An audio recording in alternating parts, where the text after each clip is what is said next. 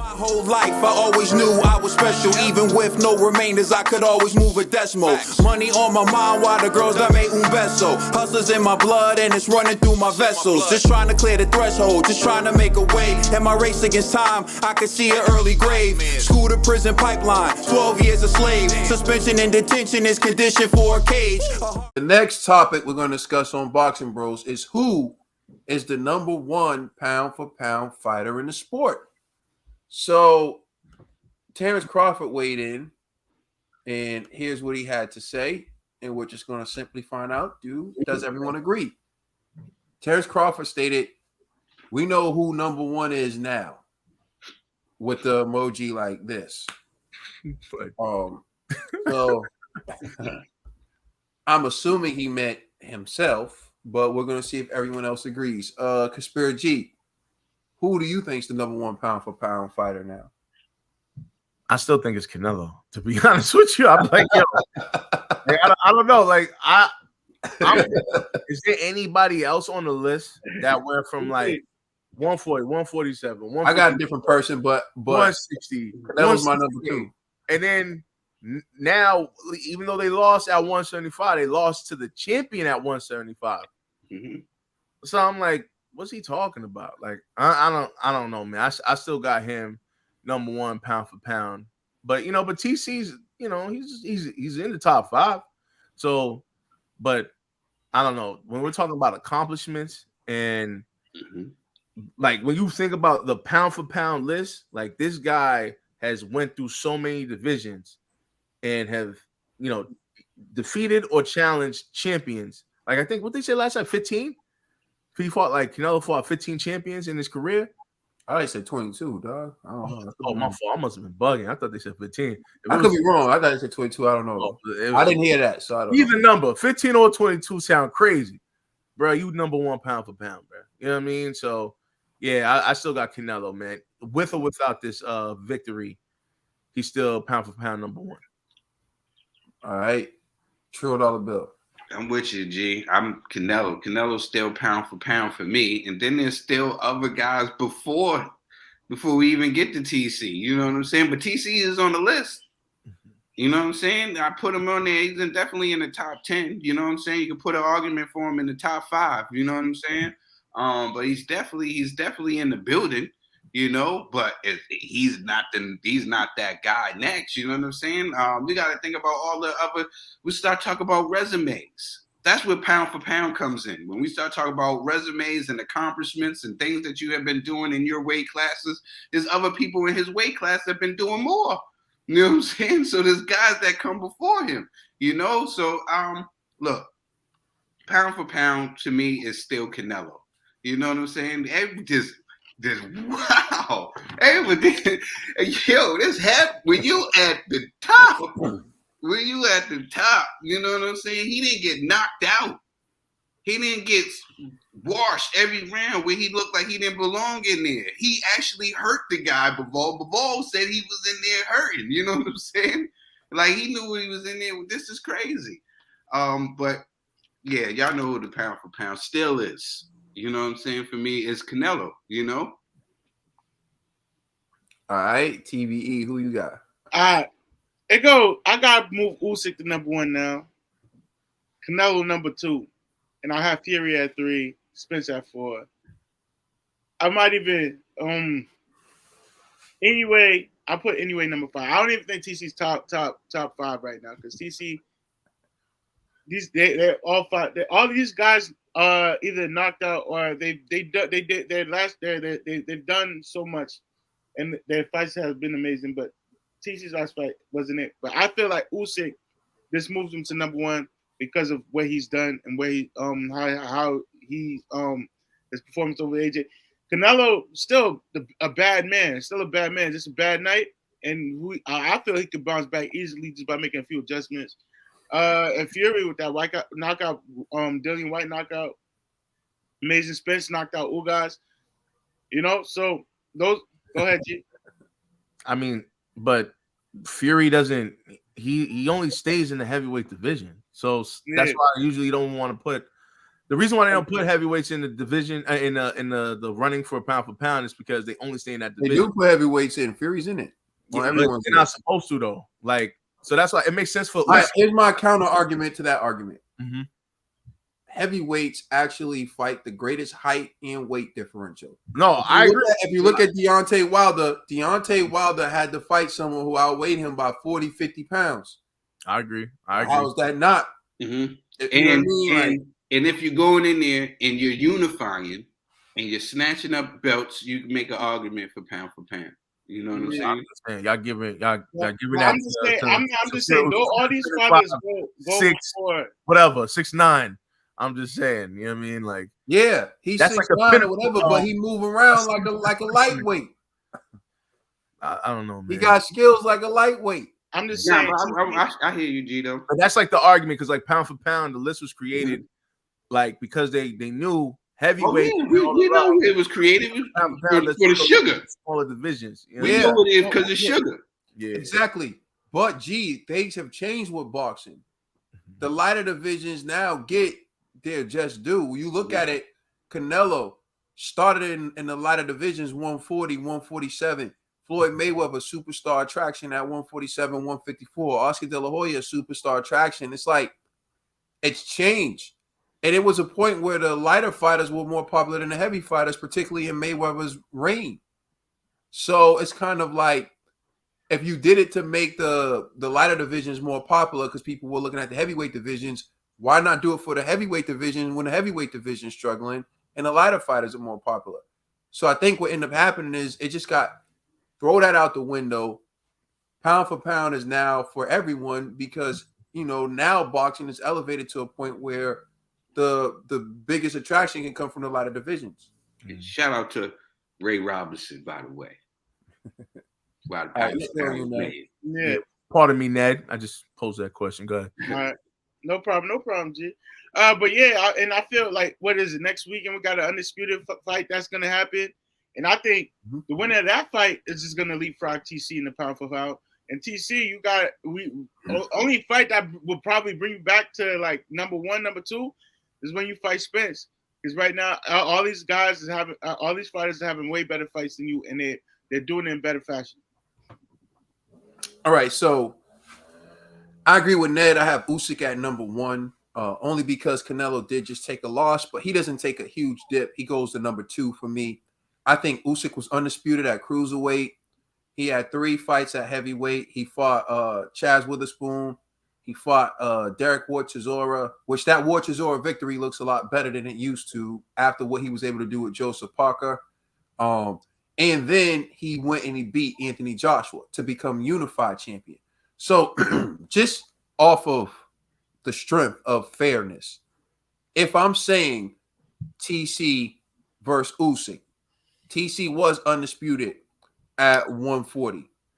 He moved up to 147 and he beat Jeff Horn. Currently has 1 title.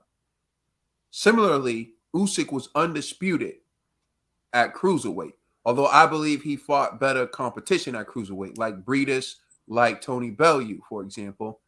He was undisputed at cruiserweight, and then he moved up to heavyweight and beat the unified heavyweight champion of the world, and he currently has 4 belts. So if you're going off of accomplishments, I think Usyk has accomplished more than Terrence Crawford. If you're going off of resume, I think his resume is better than Terrence Crawford's. If you're going off of belts, he's won more belts than Terrence Crawford.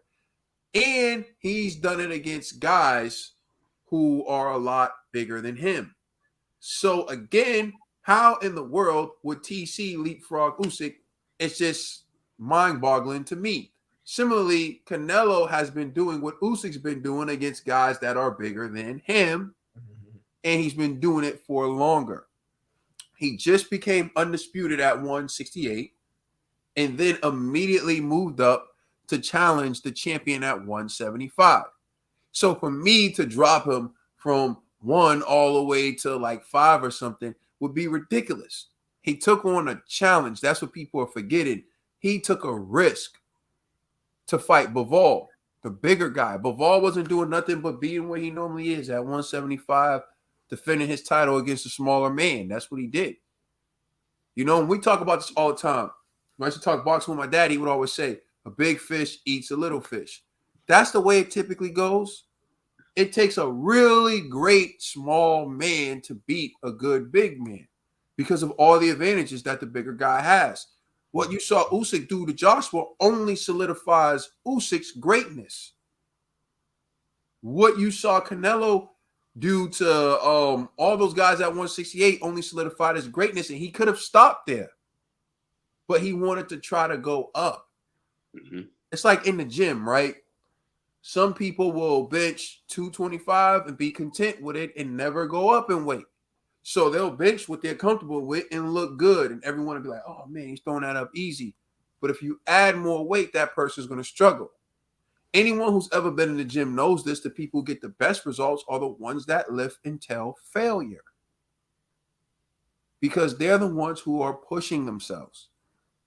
Your body starts to get used to the same weight if that's what you keep lifting, and your gains aren't going to be the same. This was Canelo's attempt at lifting a higher rep. He didn't get it, but it didn't completely fall on his chest either now. You understand? So, let's be clear on that. So, for that reason, I got Canelo at number 2. G pointed it out, and I thought that was a great point by G. Yeah, he lost, but he went after a champion. He didn't lose to no bum. He moved up in weight and went after a champion. Here's some other points I want to make for TC, because you can rate TC wherever you want after this, but his claim to fame is that he was undisputed at 140. 140 was not that difficult, and there was another undisputed champion shortly after he left 140 at 140, Josh Taylor. Josh Taylor did it against what I believe is better opposition than Terence Crawford faced. And even then, people start to talk about Josh Taylor versus Terence Crawford. And then Josh Taylor just had a really tough fight against Jack Catterall, which many people believe Catterall beat him. But regardless of what you think, Josh Taylor is still undisputed 140 champion, just like Terence Bud Crawford was. Then you have Kambosos, who is currently the champion, undisputed champion. There's a little debate, right? For him and Devin, they're going to settle it at 135. Where do you put the winner of that fight? Because dang, there's a high road. That status had to go with beating Vasily Lomachenko, beating Teofimo Lopez. Now George Kambosos and Devin Haney fighting each other for that status. I think the winner of that fight deserves some undisputed acclaim too. I mean, deserves some pound for pound acclaim too. And when you talk on the impressive scale, I think it's a little better than beating up on Jeff Horn. Right? I think it's a little more impressive than beating up on Jeff Horn. Where's Jeff Horn, by the way? When's the last time Jeff Horn's done that? Anybody feeling a little horn around here? I'm just saying, so I'm just keeping it a buck with you. And then Ned pointed it out. We're about to have an undisputed fight at 154. Yeah. And then if Charlo wins that, I got to look at Charlo's resume. Beat Tony Harrison, beat Erickson Lubin, beat a lot of good fighters, man. I got to look at Charlo now and beat Jason Rosario. And he didn't just beat him. He did it in impressive fashion. Now he beats Brian Castano. I got to look at it and say, well, dang, is what TC done more impressive than him? See, TC still living in the past. People act like he cleaned up the tough, rugged 140 division. Lucas Matisse was gone. Lamont Peterson was gone. Danny Garcia was gone. He cleaned up. The only guy, they can't even name those guys he beat without going to box rec. And the guy he beat, the champion he beat at 147 was the weakest of them all. How do I know this? Tim Costazoo cooked him, and I ain't heard from him since. This is going to be the time where people say, oh, this is the TC bashing channel, or is it just realistic?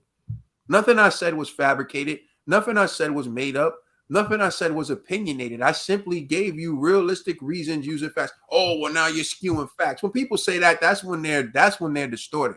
I didn't make the facts.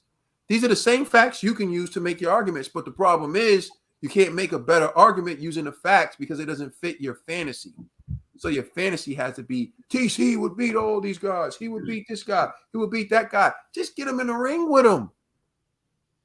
I want to see that. I want to be the one. I want to be, listen, and I'm going to close with this. Spence and TC needs to happen, and that fight needs to be like an election. Team TC and Team Spence need to agree that they're going to get behind the winner of that fight and push that fighter moving forward for the sake of boxing.